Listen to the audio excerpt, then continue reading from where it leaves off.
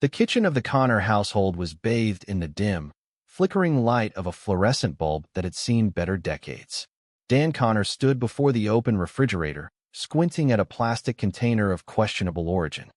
He poked at the contents with a cautious finger, his brow furrowed in concentration. "Mold on cheese is fine, right?"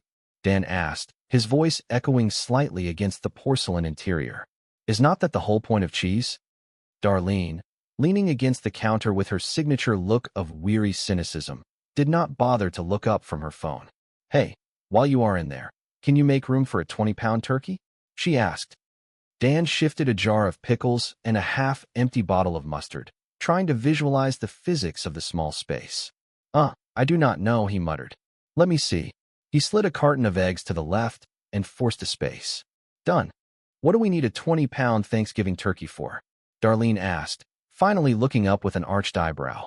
"Well, I always go with 2½ pounds per person," Dan explained, counting on his fingers as if performing complex calculus.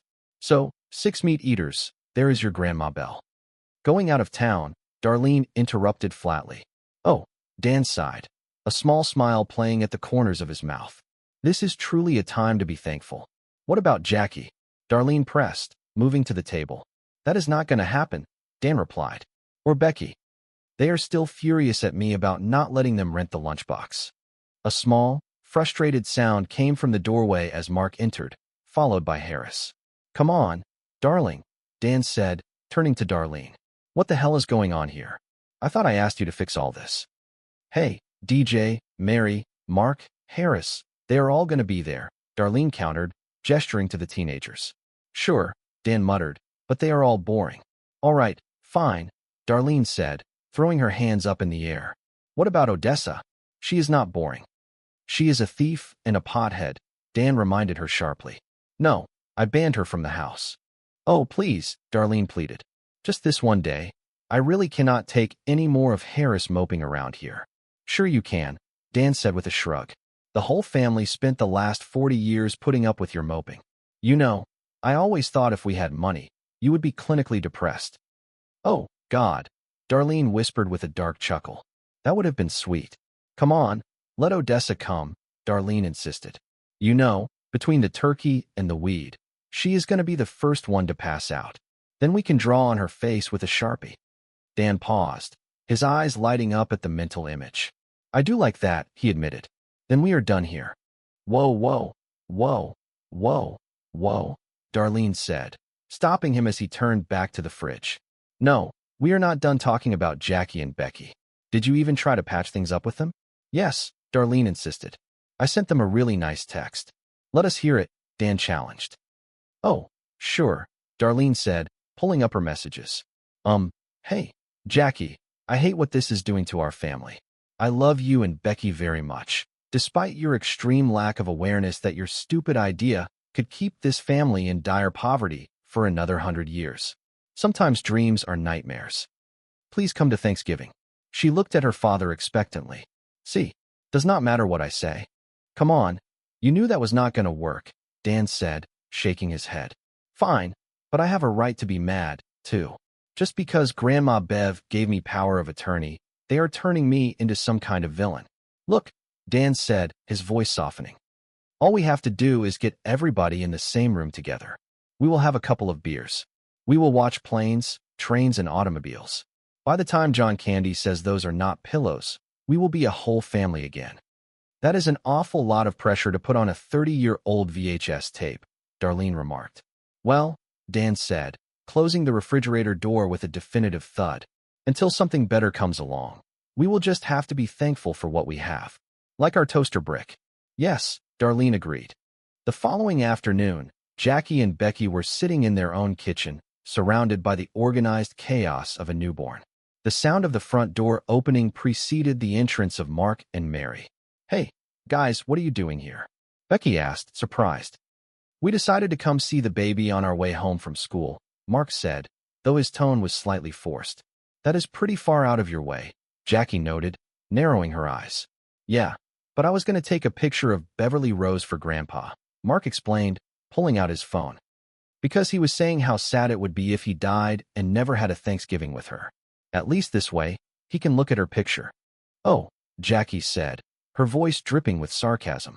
That would be sad, would it not, Becky? It would be, Jackie, Becky replied in the same tone. So sad. Unbelievable, Jackie muttered, crossing her arms. Using the kids to guilt us. Okay, so what is the next thing you were supposed to say? I do not know what you are talking about, Mary said, looking at the floor. I am supposed to say that since my mom is in Afghanistan, I really need my whole family right now, Mary continued, her voice beginning to tremble. But then I start to think about my mom not being there for real, and I am really sad, and I cannot stop crying. Jackie looked at the girl, her hard expression softening into genuine concern. Grandpa Dan might have suggested the guilt, but the crying, that is from Darlene, is it not? Yes, Mark admitted. We really do want you there. It sucks for the kids when the adults are fighting. Please. Jackie looked at Becky, and Becky gave a slow, resigned nod. I think we have to. All right, fine, Jackie sighed. We will come. But you tell Grandpa Dan that using kids is not fair, and I want you to say that Aunt Jackie deserves the lunchbox, and you are praying really hard every night that she gets it. Grandpa Dan gave us $1, Mary said, wiping her eyes and holding out her hand. What are you giving us? Jackie paused, thinking. What about that stuff belonging to Bev that we were going to toss? You mean the treasures? Becky asked with a smirk. Grandma Bev left some things here that we are keeping safe in a trash bag, Jackie told the kids, reaching for a black plastic bag in the corner. But let us pretend that this is a mystery grab bag, and whatever you pull out, you get to keep. Mark reached in and pulled out a jagged, brown object. Oh, Jackie exclaimed. You got the carved coconut pirate head. She holds that when she talks about her trip to the Caribbean. She is going to miss that. Good pull. Later that evening, Dan was sitting in the living room with Louise, an old friend from high school. They were leaning over a dusty, oversized book. I cannot believe you dug up our old yearbook, Louise said, turning the yellowed pages. Look. Oh, here's what I wrote to you, Dan said, pointing to a messy scrawl. Too good to be forgotten. Yes, Louise laughed. I was really impressed by the way you used the number 2 and the number 4 as words.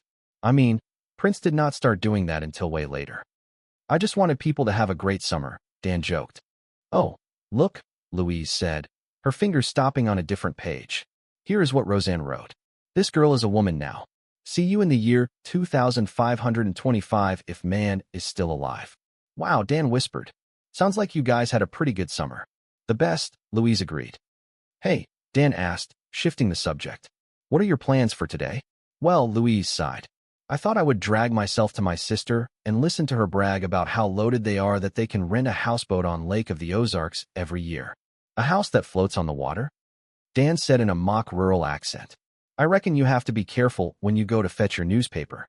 Yes, Louise smiled. But I'm going to get her back this year. I am giving her all my clothes that I am too small for right before dinner. Enjoy your yams, Tiffany.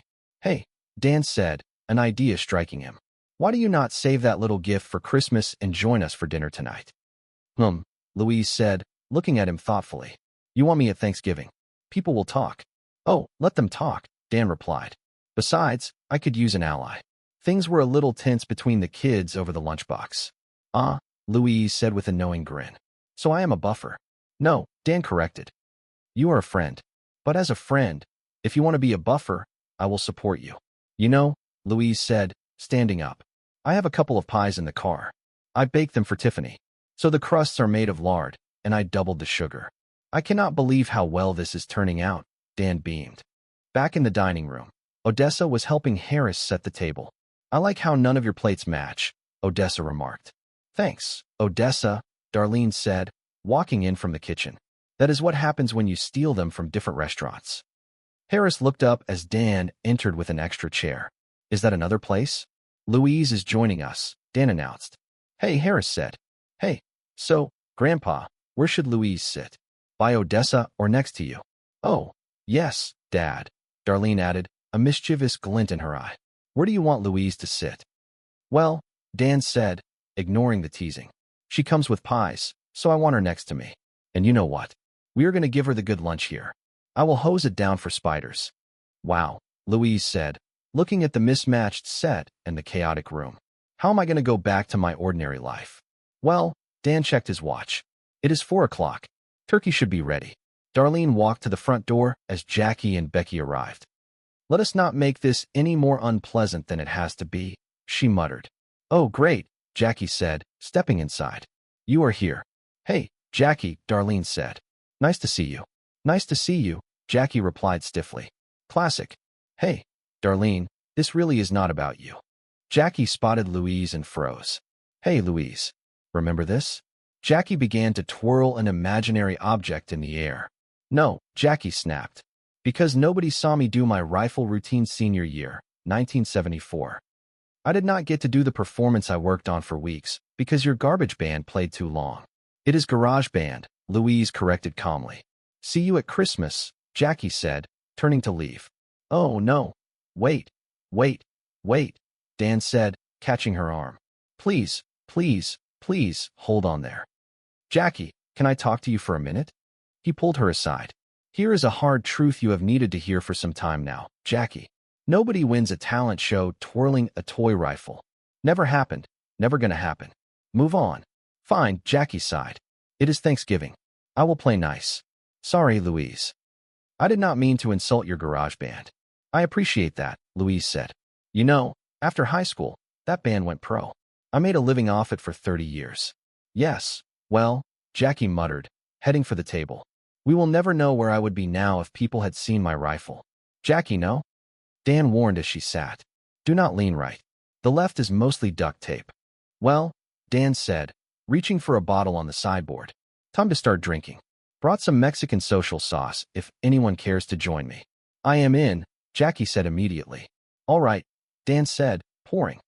"See, Darlene, this is the property belonging to Bev, and I am in charge of it, but I am still going to share it, because that is how it is done." "Oh, that is a really good point," Darlene said, picking up a glass. "A bottle of tequila is the same as an inheritance. You can flush both down the drain." "Just for the record," Jackie said, glaring at her niece, "I have never flushed tequila down the drain." "You know what?" Darlene said, her voice rising. "If you guys are just looking for a fight, then you should just leave." "No," Jackie countered. "I am not going to be the bad guy that bails on Thanksgiving." "No," Becky added, joining them. "This is a time when families gather together to judge those who are selfish and self-centered." "I am in," Darlene said. "You are selfish and self-centered. You are an old bitter rat in a curly wig," Jackie retorted. "Sure would be a good time for turkey," Dan shouted over the growing argument. "Should be just about ready. Everybody sit." As they took their seats, Odessa looked around with a smirk. "Do you feel the tension? It is like something bad is going to happen." "It is fantastic." Dan opened the oven door, and a cloud of cold air came out. "Oh, bad news. 325 in a 40-year-old oven equals food poisoning. It is going to be a couple more hours." "There it is," Dan said, pulling out a screwdriver to tinker with the heating element. "Can I help, Daddy?" Becky asked. No, this is really delicate stuff, honey," Dan said. "I think I got it." "She could have done that," Darlene muttered. "We do not have to watch planes, trains, and automobiles," Dan suggested. "What about football? You do not need a screwdriver for that." "Great idea," Harris said. On the screen, a game was in its final, lopsided minutes. "You know," Dan said, "when a team is down by 6 touchdowns, you really have to salute the few fans that are left in the stands." "I do not know if my family is still watching," the announcer on the television said, "but here is a shout out to my grandmother. 96 next week. Still going strong." "Ah, 2 grandmothers," Jackie whispered. "Sounds like a woman who would give her kid a restaurant." "See you," Odessa said, standing up. "Back before the turkey is ready." "Wow," Darlene said as Odessa walked past. "Somebody smells like we'd covered up poorly by spray." "Oh, that is me," Harris said, standing up too. "Kids, let us go in the kitchen and check on the turkey." Where do you think you are going?" Darlene asked Harris. "To the place belonging to Odessa," Harris replied. "No, you are not," Darlene said. "It is Thanksgiving. And why would you go to the house belonging to Odessa when her parents are out of town?" "You know," Harris said, "they are out of town for, like, 5 years." "What?" Darlene asked. "Oh, what are you talking about?" "Okay, I am going to tell you," Harris sighed. "Odessa lives by herself. It is hard to believe she is so personable. I did not say anything because I knew you would make a big deal out of it, even though there is absolutely no reason to." "No reason?" Darlene shouted. I would let you spend the night there. You lied to me. You did not know her friend lives alone? Becky chimed in. Good parenting. Shut up. Darlene snapped. Why do parents need to be there? What do you think we are doing? What are you doing? Darlene demanded. We make s'mores, braid each other hair, and dance around in our underwear for men on the internet, Harris said with heavy sarcasm. Is that a problem? Hey, do not be a smart mouth, Darlene said. Odessa is a terrible influence. I did not want her here to begin with. Well, Harris said, grabbing her coat. I will fix that. Peace out, everyone. Harris marched out the door. Is leaving an option? Louise asked awkwardly. Apparently, leaving is only an option for strangers, Darlene said, looking at the door. If you are family, you are trapped here. Oh good, Jackie said. You finally get it. I trust you, Harris. Then again, I am not a psycho control freak. Hey, you know what? Darlene turned on Becky. You have your own kid to screw up now. Stay away from mine. Hey, take it down a notch, Dan warned. Hey, do not yell at Becky, Jackie interjected, because you are in over your head in all parts of your life. Oh, hilarious coming from you, Darlene laughed bitterly. No, you know what is hilarious? Jackie screamed. Is the person who was sleeping around and neglecting her kids is the one telling everybody else how to live their life. Yes, have another glass of water, Jackie, Darlene said. Dilute some of that tequila. This is not tequila talking. Jackie yelled. This is the truth. You think you are the almighty decision maker around here. Huh? You think you can replace Roseanne as the mom of this family? What a joke.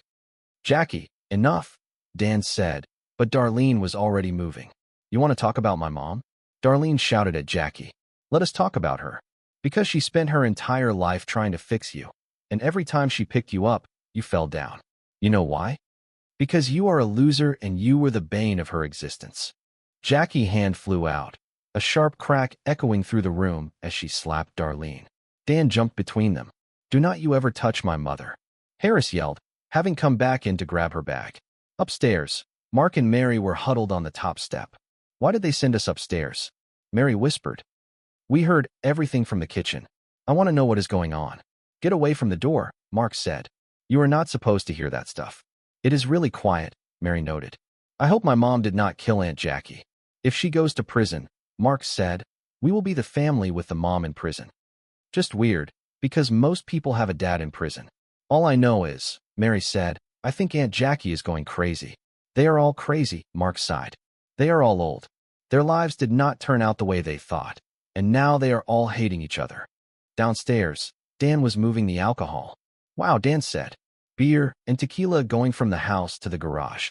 It is the first time alcohol has ever flowed in this direction. I think you made a wise decision, Louise said, following him. Call me crazy, but I do not think the alcohol was helping. Neither was the buffer, Dan said, looking at her. You are not good at this. You do not need a buffer. You needed a riot cop and some tear gas. Would you be upset if I went home? Louise asked. Would you be upset if I went with you? Dan replied. Run, Louise whispered. Go. Dan walked back into the living room where Jackie and Darlene were sitting on opposite ends of the couch. Here is what you have to remember when these things happen, Dan said, picking up a stray beer. Roll the beer back and forth so you do not get freezer burn. Look, Darlene said, I know I said some ugly things, but Jackie said some pretty ugly things too. I mean, I cannot believe she slapped me. Really? Dan said. I cannot believe she waited this long to slap you. What? Darlene asked. Think about it, Dan said. As far as she is concerned, you stole her inheritance. Well, that is her problem, Darlene muttered. No, Dan said firmly. It is our problem. The problem of the family. And we are going to work this out right now. Come on. Mark, Mary, come on down from the top of the stairs. I know you are up there listening. I did not want to spy, Mary said, walking down. But Mark made me. So hit him, Dan said. Nobody is hitting anybody, Darlene corrected. All right, Dan said, assuming the role of an announcer. In this corner, hailing from Lanford, Illinois, the Sultan of Slap, the antagonizing aunt, the queen of crazy, Jackie Oakman and Harris. You are not helping, Dad, Darlene sighed. And in this corner, Dan continued, weighing in at 95 pounds, soaking wet, the vicious vegan, the nasty niece, the Roger retort, Darlene the darkness Connor. All right, shake hands, no low blows, and come out apologizing. I am so sorry, sweetheart, Jackie said, reaching for Darlene. Are you okay? Yes, Darlene said. It is just that when you were talking, I was hearing my mother. I was slapping her and I. Yes, Jackie acknowledged. It really felt like you put your hip into it. You know, I should not have said those terrible things. I should not have either, Darlene admitted. And I should not have enjoyed it so much. All right, Dan said. You two want a restaurant. You want everybody to get some money when Bev goes. There has got to be some kind of compromise here. I do not even care about some stupid inheritance, Jackie said. I just want everyone to get along. I do not care about the stupid inheritance either, Becky added. Look, I will be honest. I could use that money, but it is not worth all this. All right, Dan said. I am willing to bet on Jackie and Becky because I believe in your ability and your desperation. I am desperate, Jackie whispered. Thanks, Dad. Well, Darlene said, looking around. I mean, if that is how you all feel, I do not even know who I am fighting for, except me and Harris, and I actually look forward to telling her she just lost a lot of money. Majority rules, Dan declared. You got yourself a restaurant. I am going to make this work just to prove you wrong, Jackie told Darlene. Man, I hope you do, Darlene replied. And I just want to say I really appreciate you rolling over because you were forced to buy others. You are welcome, Jackie said. Can I hug you? If you must, Darlene sighed. Okay, Jackie said. I'm going to come in slow on the left and then tuck in on the right nice and easy. Let me know how the pressure is. Oh, God, Darlene whispered into Jackie's shoulder. This is worse than being hit. Mary looked at Mark. Promise me we will never fight like this when we get old. Oh, Mark said, looking at the chaos. I am not getting old. Harris walked in, carrying a suitcase. Moving out. Bye. What? Darlene shouted. What are you talking about? You guys are drunk and fighting and slapping each other, Harris said. And you cannot trust me to behave myself? Odessa just invited me to live at her house. I am out. You cannot leave this house until you are 18, Darlene warned. Really? Harris challenged. Because the only one fast enough to catch me is Becky, and she is on my side. Holler. I am going to the place belonging to Odessa. Okay, whoa, Dan said, stepping in. Everybody slow down, okay? It has been a bad night. Nobody has eaten. Apparently there is not going to be any turkey. 30 minutes away, Becky said, checking the oven. 45 at the most. So it is fine if you go to the place belonging to Odessa tonight, Dan told Harris. But I want you back here in the morning, and we are going to talk.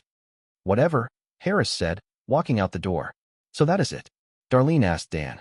You are just going to let her walk out of here like that? She has a friend with an apartment. She might not come back. She just needs to make a point, Dan said calmly. I mean, we all come back, right, Becky? Yes, Becky said. I live with Jackie now, but I am moving back in tomorrow. Let us go eat the skin off that turkey. It should be almost done by now. Jackie and Dan stood alone for a moment. Are you sure you are doing the right thing with Harris? Jackie asked. No, Dan admitted. You know, for the first time in a long time, I wish you could drink with me. You ruined one life tonight. Is not that enough? The front door opened, and Louise walked back in. Wow, Dan said. I cannot believe you came back. I did not come back for you, Louise said, holding her keys. These are my pies. How did it go at the place belonging to your sister? Dan asked. Well, Louise said. My brothers got into a fist fight, took it out on the street, the cops came, and then they tossed my aunt while she was trying to break it up. Wow, Dan laughed. That is way better than us. Mark walked into the kitchen. You said there was not any pie left. There is not, Dan said, hiding the plate. You are clearly having a dream.